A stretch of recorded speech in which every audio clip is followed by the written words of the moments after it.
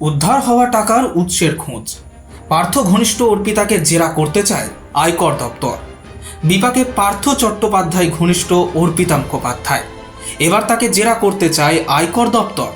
নিয়োগ দুর্নীতি মামলার তদন্তে নেমে অর্পিতার বাড়ি থেকে কোটি কোটি টাকা উদ্ধার করেছিল ইডি। উদ্ধার হওয়া টাকা নিয়ে তথ্যের খোঁজে অর্পিতাকে জেরা করতে চায় আয়কর দপ্তর। এই মুহূর্তে আলিপুর মহিলা সংশোধনাগারে রয়েছেন তিনি। জেলে গিয়ে অর্পিতাকে জেরা করতে চান তদন্তকারীরা। 2022 সালের 22শে জুলাই পার্থ চট্টোপাধ্যায়ের নাকতলার বাড়িতে তল্লাশি চালায় ইডি। সব মিলিয়ে নগদ 49,80,00,000 টাকা বাজেয়াপ্ত করেন ইডি আধিকারিকরা। উদ্ধার হওয়া বিপুল অর্থ সম্পত্তির উৎস কী তা নিয়ে ধোঁয়াশা কাটাতেই অর্পিতাকে জেলে গিয়ে জেরা করতে চায় আয়কর দপ্তর। Bureau report, express news.